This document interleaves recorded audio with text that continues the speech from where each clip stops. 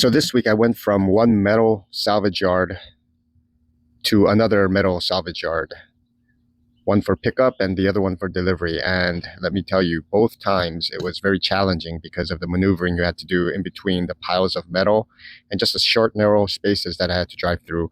In terms of my drop off, I had to back in 3 times from the alley, and the backup is not for the faint of heart. You have to really be precise, or else you will be stuck or in big trouble. Anyway, I went ahead and finished these loads, but they were a pain in the butt. So I started off Monday heading towards the Phoenix area, and as you can see on the opposite side of the freeway, the reverse traffic, the traffic coming out of Coachella, it was a stretch all the way from Indio, Palm Springs, all the way to the 15, like the Ontario area. So here's a quick compilation of the scenes of my driving as I drove through SoCal.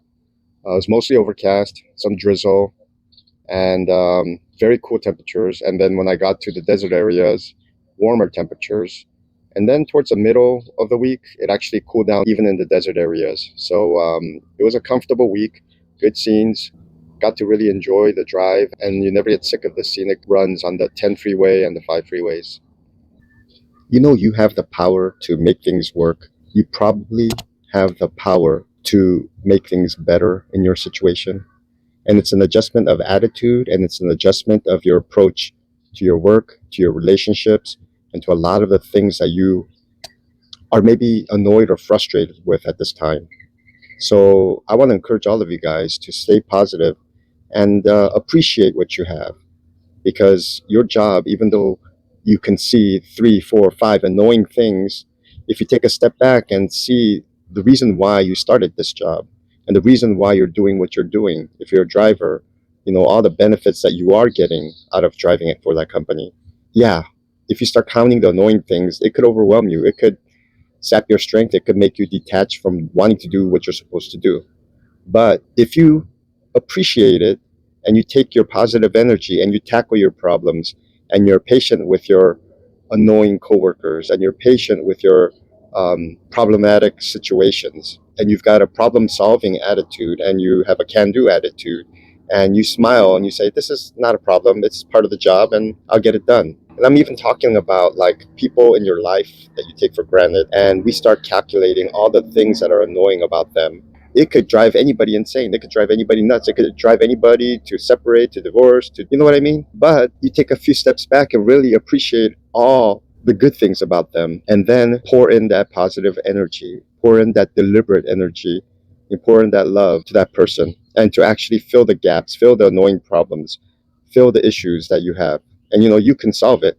And life is not about being fair, because if you think about fair, in some areas you get the advantage, in other areas they get the advantage. As human beings, for every time we get the disadvantage, we're going to count those and feel like life is totally unfair. But we're not very conscious of times that when we are at the advantage and we're actually getting the upper hand, no matter what the situation is. Instead of counting how many times they got it right and how many times you got it right, or how many times you're getting the benefit and how many times they're getting the benefit, just go ahead and make things work. You know, go above and beyond, and just do things because you want to do things, because you love them, because you want to, you know, hang out with them, make fun situations happen, you know. So I'm just letting you know, the right attitude can solve most of your problems. Sometimes you can't control anything beyond your attitude, you know. And so this is just a reminder for me to keep the right attitude and to make sure that my headspace is in the right place, because I could sit here and complain about a lot of things, about the job, about life. There's a lot of things I could be down on, but I could take a couple steps back and appreciate all that I have, appreciate that job, appreciate the opportunities I have, appreciate the relationships and the love that I have. You know, it's amazing. You know, think about life in those terms. Try it. What's going on, my people? So this week was a little bit depressing, to be honest with you. I had 4 runs and a total of about 1,500 miles for the whole week. So it was kind of sad. It was ended the week on Friday, but it was Easter weekend, so got to spend time with my family Friday, Saturday, Sunday, and Monday, and starting back up on Tuesday. So not a bad weekend, but didn't make a whole lot in terms of money. Temperatures were pretty comfortable for the most part. When I was in Southern California, there was a overcast 50, 60, up to 70 degrees. You go out, and the week before in the desert areas, we were hitting like 80, 90, 100 degrees. This time you're getting like 60 to 70 degrees. I think there was a cold front that came through. One of the things that I want to talk about this week is the company basically shows us on our app where we can pick up empty trailers. And it'll show you, at this location, there's an empty, and especially when we get to what we call the operating centers, the OCs. So there's one in Phoenix, which is fairly large, and we go to that OC quite often. It's one of our main hubs in the West Coast. We get to the Phoenix OC, and I kid you not, so many drivers spend so much time looking for an empty. On our tablets, we can click on this tab called Find an Empty. Find an Empty will pretty much locate an empty for you in that yard, in that operating center. The problem is, but a lot of these people, they're very proactive in securing their empty. So you usually push that button and it'll show you an empty that you can pick up for your assignment. And once it's attached to your tractor, it's basically designated to you and nobody could pick up that trailer. Now, that's all fine and dandy because if you have an assignment, you pick up an empty, that's your empty. The problem we're having is that all of these guys anticipate that they're going to have to pick up an empty and park their trucks right in front of an empty trailer. They know it's empty and they just hog it up. They'll either latch onto it or separate themselves just enough, but they're in front of that trailer, basically telling you this is my empty when they're not assigned to it. One or two people do it, not a big deal. It's annoying. They're being proactive, whatever. It is what it is. But I kid you not, I go down the row of empties on the tablet, and one, either they have a maintenance issue and you can't pick it up, or two, some guy is parked in front of it and they won't give you access to it. They're basically blocking you from getting that empty and they're hogging it up. Okay. So I drive around, I lose maybe like an hour, sometimes 2 hours looking for a freaking empty because you find an empty and then you have to make sure that this empty is good for you to take out because they won't let you leave with an empty if you have maintenance issues. So you call the Phoenix OC maintenance department phone number and say, hey, I want to check to see if this empty is good for me to take out. You tell them the trailer number, TA, blah, blah, blah, blah, blah. And then they'll say, yeah, it looks good on my end.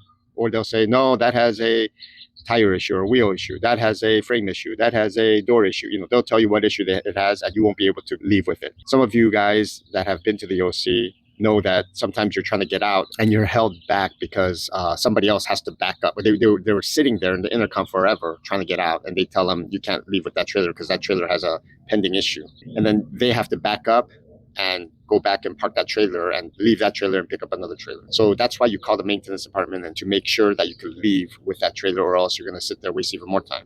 So this only seems to happen at like the operating centers and it's very annoying. Like the amount of time that it takes for people to actually find an empty and leave with an empty is too long. It's way too long. And it shouldn't be like that at your home hub, right? At your Phoenix OC, it shouldn't be like that. Anyway, that's one of my pet peeves. It's not the company's fault. They might have to implement something so these drivers don't do this, but it's a lot of drivers, one or two drivers that started doing this, and then other drivers caught on and everybody else is starting to do this.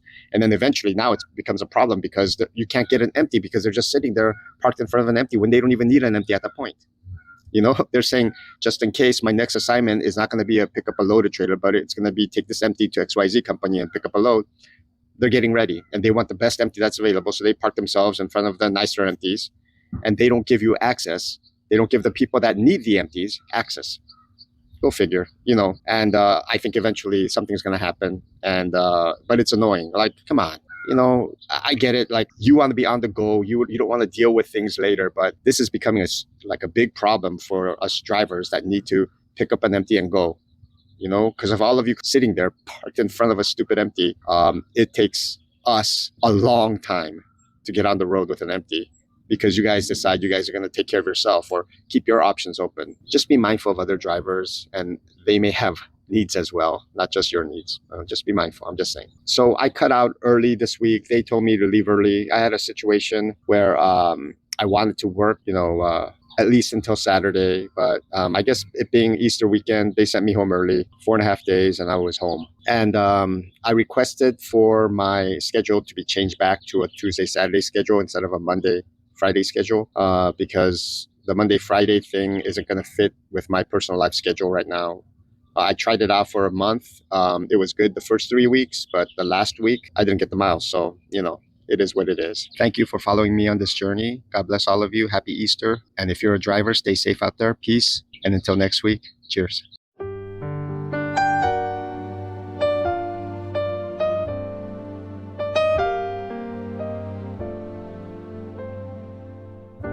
Ooh.